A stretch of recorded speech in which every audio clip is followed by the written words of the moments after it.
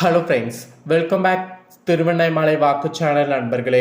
இன்னைக்கு இந்த வீடியோவில் ஒரு முக்கியமான ஆன்மீக தாள்களையும் ஒரு ஜோதிட தாள்களையும் அதிரடியாக பார்க்க போகிறோம். இது ஆக்சுவலி ரொம்பவே யூஸ்ஃபுல்லான ஒரு தாள்கள். அதனால் வீடியோவை ஓப்பன் பண்ணவங்க ஸ்கிப் பண்ணாமல் ஃபுல்லாக பாருங்கள். ஸோ வாங்க என்ன அப்படிங்கிறத இந்த வீடியோவில் பார்க்கலாம். ஃபஸ்ட்டு இப்போ என்ன மாதம் நடந்துட்டுருக்கு அப்படிங்கிறத சொல்லிடுறேன். இப்போ பார்த்தீங்கன்னு வச்சுக்கோங்களேன், தமிழ் மாதம் ஆணி மாதம் நடந்துட்டுருக்கு. அதே போல் ஆங்கில மாதத்தில் பார்த்தீங்கன்னு வச்சுக்கோங்களேன், 7வது மாதமான கரெக்டாக ஜூலை மாதம் நடந்துட்டுருக்கு. இந்த ஜூலை மாதத்தில் கரெக்டாக 20ஆம் தேதிக்கு பிறகு தமிழ் மாதத்தில் ஒரு சிறப்பான மாதமானது ஆரம்பமாக போகுது. அந்த மாதம் வேற எந்த மாதமும் கிடையாது. ஆடி மாதம் முடிந்து ஆடி மாதமானது ஆரம்பமாக போகுது. மற்ற மாதங்களை விட இந்த ஆடி மாதம் ரொம்ப ஸ்பெஷல் மாதம் என்று சொல்லலாம். ஏன்னா இந்த மாதத்தில் தான் சூரியன் பார்த்தீங்கன்னு வச்சுக்கோங்களேன் மாறுவார். ஸோ சுழற்றி அடிக்கிற மாதிரி சூரியன் மாறுறதுனால இனிமே தான் பொன்னான காலமானது ஆரம்பமாக போகுது. ஸோ பொன்னான காலம் என்ன மாதிரி ஆரம்பமாகும், அந்த பொன்னான காலத்தை எந்த மாதிரி நாம் பயன்படுத்திக்கணும் அப்படிங்கிற ஜோதிட தாள்களை தான் இந்த வீடியோவில் மேச ராசிக்காரங்களுக்கு பார்க்க போகிறோம். ஸோ வீடியோவை மேச ராசிக்காரங்க பார்த்துட்டு இருந்தீங்கன்னா வீடியோவை ஸ்கிப் பண்ணாமல் பாருங்கள். அப்போ தான் உங்கள் ராசிக்கு நான் என்ன சொல்ல வரேன் அப்படிங்கிறத நீங்கள் தெரிஞ்சுக்க முடியும். தெரிஞ்சு அதற்கேற்ப நடந்து பயனும் பெற முடியும். அதனால் மேச ராசிக்காரங்க வீடியோவை ஸ்கிப் பண்ணாமல் பாருங்கள். முதல்ல சூரியன் பற்றி கண்டிப்பாக சில விஷயங்கள் தெரிஞ்சிக்க வேண்டியது அவசியம். நவக்கிரகங்களில் சூரியனை பற்றியும் அவருடைய பரிகார பற்றியும் தெரிஞ்சுக்காம இருக்கவே கூடாது.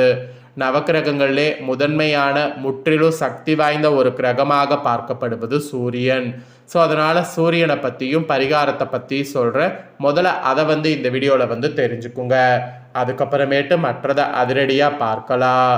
நம்மளுடைய வாழ்க்கையில் நிகழக்கூடிய ஒவ்வொரு செயலுக்கும் நம்மளை ஆளுமை செய்யக்கூடிய நவக்கிரகங்கள் தான் முக்கிய காரணமாகும். ஜோதிட கலையான கால கண்ணாடியில் நம்ம வாழ்க்கை முறையை பற்றி அறிந்து கொள்ளவோ செழுமையாக வாழ்வதற்கும் நவக்கிரகங்கள் உதவுகிறது. நம்மளுடைய ஜனன ஜாதகத்தில் எந்த கிரகங்கள் எங்கெங்கு உள்ளன, அதன் காரத்துவங்கள் என்னென்ன, அவற்றால் நற்பலன்கள் என்னென்ன போன்றவற்றை தெள்ள தெளிவாக அறிந்து கொள்வது ரொம்ப அவசியம். ஜோதிட கலையின் முக்கிய பங்கே பரிகாரம் கூறுவது தான்.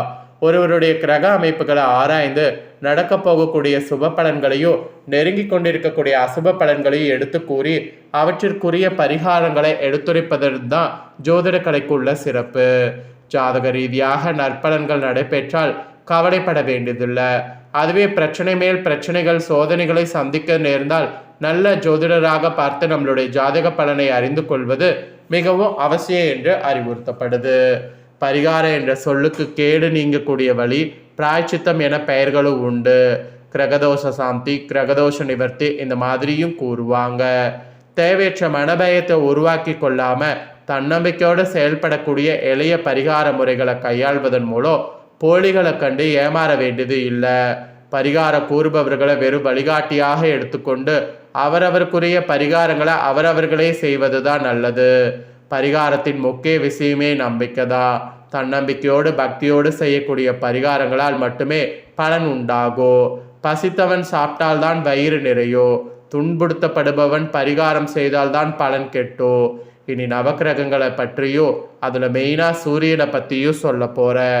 ஸோ வாங்க சூரியனை பற்றி இந்த வீடியோவில் தெரிஞ்சுக்குவீங்க. இந்த உலகத்திற்கே ஒளியினை தருபவர் சூரியன். அவரின்றி இங்கு ஓரணவும் அசையாது. உலகில் உள்ள ஜீவராசிகள் அனைத்து சுபிட்சமாக வாழ்வதற்கு முக்கிய காரணமாக விளங்குபவர் சூரியன். சூரிய ஒளி இல்லாவிட்டால் இருள் மட்டுமே நிறைந்திருக்கும். இந்த பூமியில் ஒரு புல் பூண்டு கூட முளைக்காது. கதிரவன், ரவி, ஆதவன், உதயன் என பல பெயர்களோடு அழைக்கப்படக்கூடிய சூரியனுடைய ஒளியை கொண்டுதான் இரவெது பகலெது என நம்மளால் பிரிந்துணர்வு முடிகிறது. எத்தனையோ கிரகங்களை பற்றி ஆராய்ச்சி செய்யக்கூடிய விஞ்ஞானத்தை தன் பக்கம் நெருங்க விடாத அளவிற்கு நெருப்பு கோலமாக காட்சி தருபவர் சூரியன். சூரியனின் அருகில் யாராலும் செல்ல முடியாது, தவிர அவரால் உண்டாகக்கூடிய நன்மைகளை பற்றி உணர முடிகிறது இருக்கு. நவக்கிரகங்களில் அரசனாக விளங்குபவர் சூரியன். ஜோதிட ரீதியாக சூரியனை பற்றி ஆராயும் போது அவர் ஒரு ஆண் கிரகமாக கருதப்படுகிறார். சூரியனின் சொந்த வீடு சிம்மமாகும், உச்ச வீடு மேசம், நீச வீடு துலாம், அப்புறம் விருச்சகோ, தனுசு, மீனோ, கடகோ, அப்புறம் சம வீடுகள் ரிஷபோ, மகரம், கும்போ. பகை வீடுகள் பார்த்தீங்கன்னு வச்சுக்கோங்களேன் எதுவும் கிடையாது. சூரிய திசை எப்பயுமே 6 வருடங்கள் நடைபெறும். சூரிய பகவான் ஒரு ராசி கட்டத்தில் ஒரு மாதம் விகிதம் 12 ராசிகளில் ஒரு வருட காலம் சஞ்சாரம் செய்வார். சூரியனுடைய சஞ்சாரம் சித்திரை மாதம் மேசத்தில் தொடங்கி பங்குனி மாதம் மீனத்தில் முடிவடையும். அப்படிதான் இப்போ சூரியன் பார்த்தீங்கன்னு வச்சுக்கோங்களேன் ஜூலை 17ஆம் தேதிக்கு பிறகு கடகராசியில் வராரு. அதுதான் ஆடி மாதம். அதனால தான் சுழற்றி அடிக்கக்கூடிய சூரியன் பற்றிய பலன்களை பார்த்துட்ருக்கோம். சூரியன் பரணி நட்சத்திரம் 3ஆம் பாதம் முதல் ரோகிணி நட்சத்திரம் 2ஆம் பாதம் முடிய சஞ்சரிக்கக்கூடிய காலத்தை கத்திரிக்காலை என்று சொல்லப்படும். இக்காலங்களில் சூரியனுடைய உஷ்ணம் பூமியில் அதிகமாக இருக்கும். இக்காலங்களில் புதுசாக வீடு கட்டுறது, புது வீடு புகுறது போன்ற சுபகாரியங்கள் செய்வதை தவிர்ப்பது நல்லது. சூரிய பகவான் மகர ராசியில் தை மாதம் தொடங்கி மிதுன ராசியில் ஆணி மாதம் வரை சஞ்சரிக்கக்கூடிய காலம் உத்தராயண புண்ணிய காலம் எனப்படும். கடகராசியில் ஆடி மாதம் தொடங்கி தனுசு ராசியில் மார்கழி மாதம் வரை சூரியன் சஞ்சரிக்கக்கூடிய காலம் தாட்சாணிய புண்ணிய காலம் எனப்படும். நட்சத்திரங்களில் கிருத்திகை, உத்திராட ஆகியவை சூரியனின் நட்சத்திரங்களாகும். இப்போ கடகராசியில் தான் வரப்போகிறாரு. அப்போ சூரியனுடைய தாட்சாணிய புண்ணிய காலமானது ஆரம்பமாக போகுது. சூரியனும் சந்திரனும் இணைந்திருக்கக்கூடிய நாளை அமாவாசை என்று சொல்லப்படும். சூரியனும் சந்திரனும் ஒன்றுக்கொன்று நேர் எதிராக வரக்கூடிய நாளை பௌர்ணமி என்று சொல்லப்படும். இப்போதான் அமாவாசையானது வந்தது. ஸோ இப்போ சூரியன் மாறக்கூடிய அடிப்படையில் உங்கள் ராசியை சேர்ந்தவர்களுக்கு சூரியனால் என்ன பலன் கிடைக்கும் அப்படிங்கிறத சொல்ல போகிறேன். சூரியனால் உங்கள் மேச ராசியில் பிறந்த நேயர்களுக்கு என்ன பலன் கிடைக்கும் அப்படிங்கிறத தெரிஞ்சுக்குங்க. சூரியன் எந்த அளவுக்கு இம்பார்ட்டானவர் அப்படிங்கிறத இப்போ நான் சொன்ன விஷயங்கள் மூலிமா நீங்கள் தெரிஞ்சிருப்பீங்க.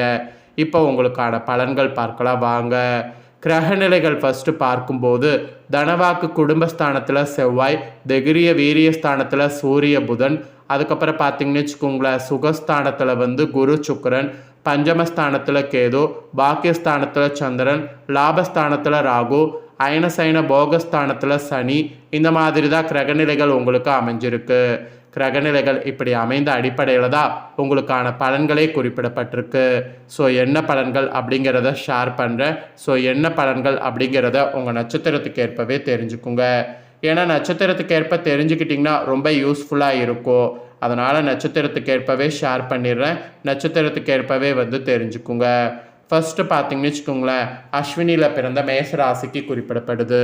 இந்த சுழற்றி அடிக்கக்கூடிய சூரியனால் கடன் பிரச்சனைகள் தொல்லை தராமல் உங்களுக்கு இருக்கும். அதோடு எதிர்பார்த்த பண வசதி கிடைக்கும். உங்களுடைய செயல்களுக்கு இருந்த எதிர்ப்புகள் நீங்கும். மெயினாக வழக்கு விவகாரங்கள் எது வைத்திருந்தாலும் அதில் சாதகமான போக்கு காணப்படும். இது அஸ்வினியில் பிறந்தவங்களுக்கு சொல்லப்பட்டிருக்கு. இதே பரணியில் பிறந்த மேச ராசிக்காரங்களுக்கு இந்த சுக்கிரன் சூரியன் சேர்க்கை காரணமாக ஜூலை 20 தொழில் வியாபாரம் சுமாராக நடக்கும். எதிர்பார்த்த பணவரவு இருந்தாலும் வியாபார தொடர்பான செலவுகள் கூடும். போட்டிகள் தொல்லை தராமல் இருக்கும். உத்தியோகத்தில் இருப்பவங்க பணி சுமை குறைந்து காணப்படும். அதனால் உங்களுக்கு கவலை எதுவும் பெருசாக இருக்காது. இது பரணியில் பிறந்தவங்களுக்கு குறிப்பிடப்படுது. இதே கார்த்திகை 1ஆம் பாதத்தில் பிறந்த மேச ராசிக்கு குறிப்பிடப்படுது. உங்களுக்கு இந்த சூரியனால் வேலையில் திறமைக்கு பாராட்டு கிடைக்கும். குடும்பத்தில் இருப்பவர்களுக்கு இருந்து வந்த நோய்கள்லாம் நீங்கும். அவர்களுடைய நலனில் அக்கறை காட்டுவது அவசியம். கணவன் மனைவிக்கிடையே கருத்து வேற்றுமை ஏற்படலாம். அதனால் கொஞ்சம் கவனமாக இருக்கணும். இதெல்லாம் தான் உங்கள் நட்சத்திரத்துக்கு ஏற்ப சுழற்றி அடிக்கக்கூடிய சூரியனால் கிடைக்கக்கூடிய பலன்கள். இந்த சூரியனால் உங்களுக்கு அதிக நன்மைகள் கிடைக்க பரிகாரமாக ஜூலை 20 நீங்கள் செய்ய வேண்டியது ஸ்ரீ சரஸ்வதி தேவியை பூஜித்து வரணும். அது அறிவுத்திறமை அதிகரிக்கும், கல்வியில் வெற்றி உண்டாக்கும்.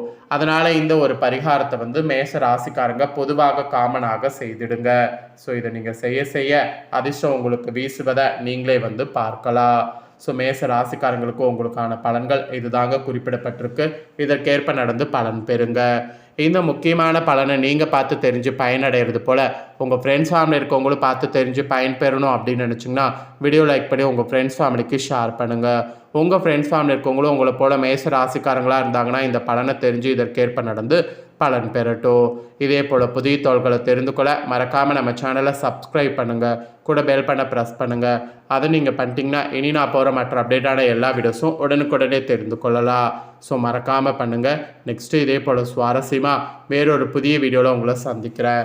சப்ஸ்கிரைப் பண்ணுங்கள், பெல் பண்ண ப்ரெஸ் பண்ணுங்கள். அப்போ தான் நான் போடுற வீடியோ எல்லாமே உடனுக்குடனே தெரிஞ்சு பயன்பெற முடியும்.